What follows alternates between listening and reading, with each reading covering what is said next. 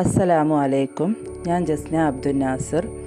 ഞാൻ ഈ വീഡിയോയിൽ എന്താണ് പറയാൻ പോകുന്നതെന്ന് നിങ്ങൾക്ക് ആ തമ്പനയിൽ കണ്ടപ്പോൾ തന്നെ മനസ്സിലായിട്ടുണ്ടാവും. അതായത് എൻ്റെ ഒരു അഭിപ്രായം ഞാൻ നിങ്ങളോടെല്ലാവരോടും കൂടെ ആയിട്ട് ഷെയർ ചെയ്യാണ്. ഇത് കേട്ടിട്ട് നിങ്ങളുടെ അഭിപ്രായം എന്താണോ അത് നിങ്ങൾ കമൻറ്റ് ചെയ്യണം. പിന്നെ നിങ്ങളുടെ അഭിപ്രായങ്ങൾ നിങ്ങൾ തുറന്ന് പറയുകയൊക്കെ ചെയ്യണം. അപ്പോൾ എന്താണെന്ന് വെച്ചാൽ എൻ്റെ ഒരു അഭിപ്രായം ഞാൻ പറയുകയാണ്. അതായത് ഇപ്പോൾ എയ്ഡഡ് സ്കൂളിൻ്റെ നിയമനം PSCക്ക് വിടണമെന്ന ആവശ്യം വളരെ ഇതായിട്ട് വരുന്നുണ്ടല്ലേ ഓരോ ഗ്രൂപ്പുകളിൽ. ഇപ്പോൾ നമ്മൾ ഡെയിലി വേജസിൻ്റെ ഗ്രൂപ്പുകളിലൊക്കെ എടുത്ത് അത് വളരെ നന്നായിട്ട് ചർച്ചയായിട്ട് വരുന്നൊരു കാര്യമാണ്. അപ്പോൾ അവിടെ എൻ്റെ ഒരു അഭിപ്രായം എന്താണെന്ന് വെച്ചാൽ ഞാൻ പറയുന്നത്, സാധാരണഗതിയിൽ ഒരു എയ്ഡഡ് സ്കൂളിൽ ജോലി കിട്ടണമെങ്കിൽ ഒരു ഹൈസ്കൂൾ ടീച്ചറായിട്ടൊക്കെ കയറാൻ ഇപ്പോൾ 45 ലക്ഷം രൂപ വരെ നമ്മൾ കൊടുക്കണം സ്കൂളിലേക്ക്. അപ്പോൾ അതെല്ലാവർക്കും സാധിക്കുന്ന ഒരു കാര്യമല്ല. നന്നായിട്ട് പൈസ ഉള്ള ഒരാളെ സംബന്ധിച്ചിടത്തോളം അത് പറ്റൂ. ഇനി അധികം ആൾക്കാരും അത് പലയിടത്തുനിന്നും വാങ്ങി കൊടുത്തിട്ടൊക്കെ സ്കൂളിൽ കയറുന്നവരുണ്ട്, അത്രയും ബുദ്ധിമുട്ടായിട്ടൊക്കെ. പക്ഷേ അതിനൊക്കെ ഒരു പ്രതിവിധി എന്താണെന്ന് വെച്ചാൽ, എൻ്റെ മനസ്സിൽ തോന്നിയ ഒരു കാര്യം എന്താണെന്ന് വെച്ചാൽ, സാധാരണഗതിയിൽ ഒരാൾ പഠിച്ചിറങ്ങുമ്പോഴേക്കിനും ഒരു B.Ed ഒക്കെ എടുത്ത് അതിന് വേണ്ട അത്യാവശ്യം ഒരു ക്വാളിഫിക്കേഷൻ, അതിന് വേണ്ട മിനിമം ക്വാളിഫിക്കേഷൻ എടുക്കുമ്പോഴേക്കിനും ഒരു 25-26 വയസ്സ് ആവും. ആ ഒരു വയസ്സിലാണ് പൈസ ഉള്ള ഒരാൾ ജോലി വാങ്ങുന്നത്, പൈസ കൊടുത്ത് വാങ്ങുകയാണ് അല്ലേ. അപ്പോൾ അവിടെ ഒരാളെ സംബന്ധിച്ചിടത്തോളം 25 വയസ്സ് മുതൽ ഒരു 56 വയസ്സ് വരെ ആയുസ്സിന് നീളം കിട്ടിയാൽ അല്ലേ, ആയുസ്സിന് നീളം കിട്ടുകയാണെങ്കിൽ അവർക്ക് ആ 56 വയസ്സ് വരെ അവിടെ ചെയ്യാം. അപ്പോൾ ഒരു 26 വയസ്സിൽ കയറിയ ഒരാളാണെങ്കിൽ ഒരു 30 വർഷം അവർക്കതിന് കിട്ടും അല്ലേ. 30 വർഷം കിട്ടും. നിങ്ങളെല്ലാവരും ഇത് ഒന്ന് കാൽക്കുലേറ്റ് ചെയ്ത് നോക്കുന്നത് വളരെ നല്ലതാണ്. അപ്പോൾ നിങ്ങൾക്കും അത് മനസ്സിലാവും. അപ്പോൾ ഒരു 30 വയസ്സ് വരെ കിട്ടും ഒരാളെ സംബന്ധിച്ചിടത്തോളം. അപ്പോൾ ആ ഒരു വ്യക്തി ഈ 30 വർഷമാണ് കിട്ടുക അല്ലേ. അപ്പോൾ ആ 30 വർഷത്തിൽ എത്ര മാസങ്ങളുണ്ടെന്ന് നമുക്ക് കാൽക്കുലേറ്റ് ചെയ്യാം. അപ്പോൾ ഒരു വർഷത്തിൽ 12 മാസം, അങ്ങനെയാണെങ്കിൽ 30 വർഷത്തിൽ 30 × 12 360 മാസങ്ങളുണ്ടാവും. ഈ 360 മാസത്തെ നമ്മൾ ഈ 45 ലക്ഷം കൊണ്ട് ഡിവൈഡ് ചെയ്ത് കഴിഞ്ഞാൽ നമുക്ക് കിട്ടുന്ന എമൗണ്ട് എന്ന് പറയുന്നത് 12,500 ആണ്. 12,500 ആണ്.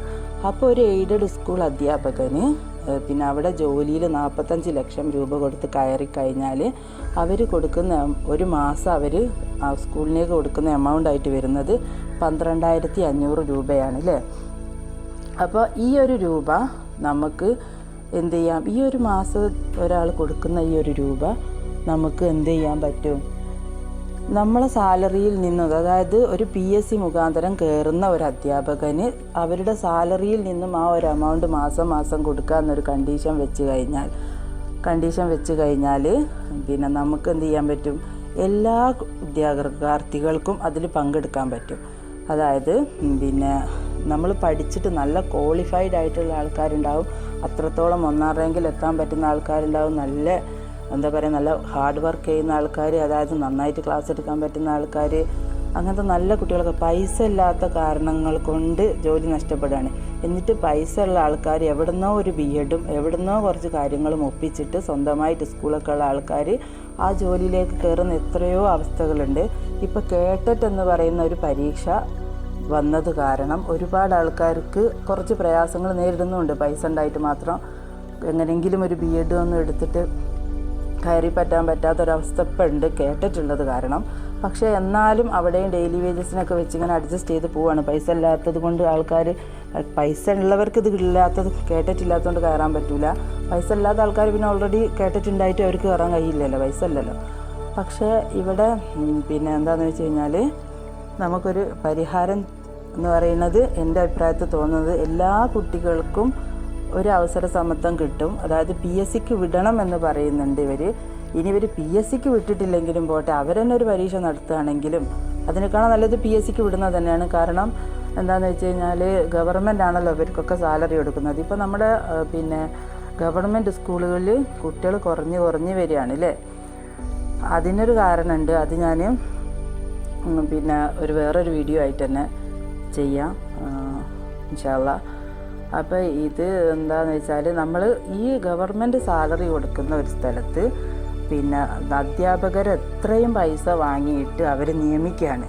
അവർ നിയമിച്ചോട്ടെ, അവരാണ് എന്ത് ചെയ്യുന്നത്, ഈ ഒരു പിന്നെ പൈസ അവർ വാങ്ങിക്കോട്ടെ, കാരണം അവർ തന്നെയാണ് ഇവർക്ക് എന്താ പറയുക ഈ സ്കൂളിലെ കാര്യങ്ങളൊക്കെ ചെയ്യുന്നതും പിന്നെ സ്കൂളിൻ്റെ ബിൽഡിങ് കാര്യങ്ങളൊക്കെ ഉണ്ടാക്കുന്നത് ഏത് സ്കൂളിൽ അവരാണ്. പക്ഷെ കുറേ ക്ലാസ് പിന്നെ PTA ഫണ്ടുകളും നാട്ടുകാരുടെ സഹായവും ഒക്കെ പിരിവുകളും എല്ലാം ഉണ്ടായിട്ട് സ്കൂളിൽ കാര്യങ്ങൾ മെച്ചപ്പെടുത്തുന്ന ഒരവസ്ഥയുണ്ട്. അപ്പോൾ എന്താണ് ഞാൻ പറഞ്ഞു വരുന്നത്, അപ്പോൾ ഇത് PSCക്ക് വിടുക, എയ്ഡഡ് സ്കൂളിലെ നിയമനം കംപ്ലീറ്റ് PSCക്ക് വിടുക എൻ്റെ അഭിപ്രായമാണ്. എന്നിട്ട് എന്ത് ചെയ്യുക, നിങ്ങൾ സപ്പോർട്ട് ചെയ്യുന്നവരൊക്കെ ഇതിന് കൂടണം. എന്നിട്ട് ഇതിന് വേണ്ടിയിട്ട് എന്താണോ ചെയ്യേണ്ടത് അത് നമുക്ക് ചെയ്യണം. അപ്പോൾ എന്താണെന്ന് വെച്ചാൽ പിന്നെ PSCക്ക് വിടുക. PSCക്ക് വിട്ടിട്ട് എന്ത് ചെയ്യാം, നമ്മുടെ മാസത്തിൽ നിന്നും ഇത് 45 ലക്ഷം ഒരുമിച്ച് കൊടുക്കുന്നതിന് പകരം നമ്മൾ ജോലിയിൽ കയറി കഴിയുമ്പോൾ നമുക്ക് സാലറി കിട്ടും. ആ സാലറിയിൽ നിന്നും ഈ ഒരു 12,500 അത് എത്ര വെച്ചാൽ നമുക്ക് കാൽക്കുലേറ്റ് ചെയ്യണം. അവർ എത്രയാണോ വാങ്ങുന്നത് ആ സമയത്ത് എത്ര വാങ്ങുന്നുണ്ട്, ആ വാങ്ങുന്നതിനനുസരിച്ച് ഡിവൈഡ് ചെയ്തിട്ട് ഈ ഒരു 12,500 അല്ലെങ്കിൽ എത്രയാണോ അവർ എമൗണ്ട് എന്ന് വെച്ചാൽ അത് എന്ത് ചെയ്യുക, ആ സാലറിയിൽ നിന്നും ഓരോ അധ്യാപകൻ്റേതും അവർ പിടിക്കുക. ഓരോ മാസങ്ങളിൽ അവർ പിടിക്കുക. ഇപ്പോൾ നമ്മളൊരു പ്രൈവറ്റ് സ്കൂളിൽ കയറുകയാണെങ്കിൽ നമുക്ക് ഗവൺമെൻറ് സ്കൂളിൽ എത്ര ശമ്പളം കിട്ടുന്നുണ്ടോ? ഇല്ല. ഇനി എയ്ഡഡ് സ്കൂളിൽ വർക്ക് ചെയ്യുന്ന അധ്യാപകരെ സംബന്ധിച്ചിടത്തോളം അവർക്കും ഈ ഗവൺമെൻറ് കൊടുക്കുന്ന ഫുള്ള് സാലറി അവർക്കും കിട്ടുന്നില്ല. അതവർ മനസ്സിലാക്കുന്നില്ല എന്ന് മാത്രം. കാരണം ഈ 45 ലക്ഷം ഓൾറെഡി അവരവിടെ കൊടുത്ത് വെച്ചിട്ടാണ് പിന്നെ ഈ സാലറി വാങ്ങുന്നതെങ്കിൽ ഈ ഓരോ മാസവും ഞാൻ ഈ പറഞ്ഞ എമൗണ്ട് അവരിൽ നിന്നും പിന്നെ ലെസ് ചെയ്യുന്നല്ലേ ചെയ്യുന്നത് ആണ്. അപ്പോൾ ആ ഒരു അവസ്ഥ അവർക്ക് ഒരുമിച്ചൊരു സംഖ്യ കിട്ടുന്നില്ല എന്നുള്ളൊരു പ്രശ്നം അവിടെ വരും. എന്നാലും ഒരുപാട് അധ്യാപകരൊരു സ്കൂളിലുണ്ടാവുമ്പോൾ ഈ ഒരു എമൗണ്ട് അവരിലേക്ക് എത്തിച്ചേരുമല്ലോ. ഇപ്പോൾ എല്ലാ സ്കൂളുകളും സ്വാഭാവികമായിട്ടും ഇൻഫ്രാസ്ട്രക്ചറും ബിൽഡിങ്ങുകളും കാര്യങ്ങളൊക്കെ ആയിരിക്കുന്നത് തന്നെയാണ് അല്ലേ. അപ്പോൾ ഈ ഒരു ഒരുപാട് എയ്ഡഡ് സ്കൂളുകൾ, അത് കുറച്ച് വളരെ ചുരുക്കം എയ്ഡഡ് സ്കൂളുകളൊക്കെ ടീച്ചേഴ്സിന് ടീച്ചേഴ്സിനെ കൊണ്ട് പിന്നെ പൈസ വാങ്ങാതെ എടുക്കുന്ന സ്കൂളുകളുണ്ട്. ചേന്നമംഗലൂർ ഹയർ സെക്കൻഡറി സ്കൂൾ, അതുപോലെ പിന്നെ വായക്കാട് അവിടെ ഇവിടെ ഒരു സ്കൂളുണ്ട്. എനിക്ക് അറിയുന്ന രണ്ട് മൂന്ന് സ്കൂൾ ഞാൻ പറഞ്ഞു, 2 സ്കൂൾ ഞാൻ പറഞ്ഞതാണ്. അങ്ങനെ കുറച്ച് സ്കൂളുകളുണ്ട്. പിന്നെന്താ അപ്പോൾ ഈ രീതിയിൽ നമുക്ക് ചിന്തിച്ചാൽ അതൊരു എല്ലാ കുട്ടികൾക്കും നല്ലൊരു ഉപകാരമാകും. അതായത് ഉദ്യോഗാർത്ഥികൾക്കൊക്കെ നല്ലൊരു ഉപകാരമാകും എന്നാണ് എനിക്ക് തോന്നുന്നത്. അപ്പോൾ സ്വാഭാവികമായിട്ടും നമ്മളൊരു സാധാരണ ഒരു അൺഎയ്ഡഡ് സ്കൂളിലെ നമ്മൾ പ്രൈവറ്റ് സ്കൂളുകളിലൊക്കെ വർക്ക് ചെയ്യുമ്പോൾ നമുക്ക് സാലറി കുറച്ചല്ലേ കിട്ടുന്നത്. അതിനേക്കാൾ എമൗണ്ട് നമുക്ക് സാലറി ആയിട്ട് കിട്ടുകയും ചെയ്യും, നമുക്കൊരു ഗവൺമെൻറ് ജോലി ആവുകയും ചെയ്യും. ഈ ഒരു എന്താ പറയുക, ഈ ക്വാളിറ്റി ഇല്ലാത്തൊരു വിദ്യാഭ്യാസമായി വരുന്നുണ്ട്. കാരണം അധിക ടീച്ചേഴ്സും പിന്നെന്താ പറയുക, പൈസ ഉണ്ടായിട്ട് കയറുന്ന ഒരു അവസ്ഥ ഇല്ലാണ്ടാവുകയും ചെയ്യും. എല്ലാവർക്കും തുല്യ അവസരം കിട്ടുകയും ചെയ്യും. അവിടെ നല്ല ക്വാളിറ്റിയുള്ള അല്ലെങ്കിൽ നന്നായിട്ട് ചെയ്യാൻ പറ്റുന്ന ഹാർഡ് വർക്ക് ചെയ്ത് മുന്നിലെത്തുന്ന ആൾ ജോലിയിലെത്തുന്ന ഒരവസ്ഥ അവിടെ ഉണ്ടാവും. അപ്പോൾ നിങ്ങളുടെയൊക്കെ അഭിപ്രായം എന്താണെന്ന് വെച്ചാൽ നിങ്ങളിതിൻ്റെ താഴെ കമൻറ്റ് ചെയ്യുക. എന്നിട്ട് ഇതിനോട് സപ്പോർട്ട് ചെയ്യുന്നവരൊക്കെ എന്നെ ഒന്ന് സഹായിക്കുക.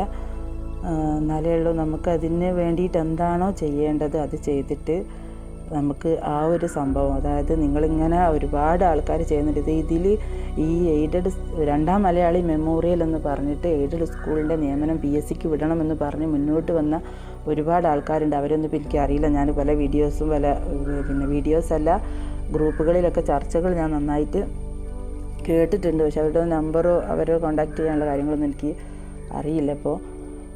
അപ്പോൾ ഈ ഒരു അഭിപ്രായത്തിനോട് അവർ യോജിക്കുന്നുണ്ടെങ്കിൽ ഈ ഒരു അഭിപ്രായം ആ മാനേജ്മെൻറ്റിനെ അറിയിച്ചുകൊണ്ട് ഗവൺമെൻറ്റിലേക്ക് പറഞ്ഞുകൊണ്ട് 2 കൂട്ടരും കൂടെ ഒരു ഇതിലേക്ക് എത്തുകയാണെങ്കിൽ അത് വളരെ നല്ലൊരു കാര്യമെന്നാണ് എൻ്റെ ഒരു അഭിപ്രായം. മനസ്സിലായല്ലോ. അപ്പോൾ നമ്മൾ ഒരുമിച്ചൊരു എമൗണ്ട് കൊടുക്കുന്നതിന് പകരം സാലറിയിൽ നിന്നും അവർ ആ ഒരു എമൗണ്ട് പിടിക്കുന്ന ഒരു രീതി വന്നു കഴിഞ്ഞാൽ എല്ലാ കുട്ടികൾക്കും അവസരം കിട്ടുകയും ചെയ്യും. ഇനി ഈ അങ്ങനെ ഒരു സാലറി എന്നൊരു എമൗണ്ട് അങ്ങോട്ട് കൊടുക്കാൻ തയ്യാറുള്ളവർ ഗവൺമെൻറ് ജോലിയിൽ എയ്ഡഡ് സ്കൂൾ സെലക്ട് ചെയ്താൽ മതി. അല്ലാത്തവർ ഗവൺമെൻറ് സ്കൂൾ തന്നെ സെലക്ട് ചെയ്യുകയാണെങ്കിൽ അവരതിനു വേണ്ടി പരീക്ഷ എഴുതുകയോ അതിൽ തന്നെ കയറുകയും ചെയ്തോട്ടെ. ഇതിൽ കയറിയിട്ട് ഇങ്ങനെ ഈ ഒരു കുറഞ്ഞ എമൗണ്ട് അങ്ങോട്ട് കൊടുക്കാൻ താല്പര്യമുള്ളവർ എന്ത് ചെയ്യുക, ആ ഒരു സ്കൂളിലേക്ക് ജോയിൻ ചെയ്യുകയും ചെയ്യാം. പിന്നീട് ഗവൺമെൻറ്റിൻ്റെയിലേക്ക് തന്നെ PSC എഴുതി മാറുകയും ചെയ്യാമല്ലോ. അപ്പോൾ അവിടെ വളരെ നല്ലൊരിതാണ് വരിക. അപ്പോൾ ഒരാൾക്കൊരു ഡൗട്ട് വരാം, ഈ 30 വർഷം തന്നെ തുടക്കത്തിൽ തന്നെ കിട്ടാത്തവരുടെ പൈസ എങ്ങനെ അപ്പോൾ റെഡിയാവുന്നു? അത് റെഡിയാവും. കാരണം ഒരു ലാസ്റ്റ് ഒരു 55 ഒരു 50 വയസ്സായ ഒരാളാണ് ജോലി കയറുന്നതെങ്കിൽ 5 വർഷം അയാളെ നിന്ന് എമൗണ്ട് കിട്ടുമല്ലോ. പിന്നെ 5 വർഷം കഴിയുമ്പോൾ പുതിയൊരു നിയമനം വരുമ്പോൾ അയാളിൽ നിന്ന് അയാൾ കയറുന്ന ആ വർഷം കിട്ടും. അങ്ങനെ അപ്പോൾ എന്തായാലും അത് ബാലൻസ്ഡ് ആയിട്ട് തന്നെ പോവും. അപ്പോൾ ഈ ഒരു അഭിപ്രായത്തോട് യോജിക്കുന്നവർ കമൻറ്റ് ചെയ്യുക.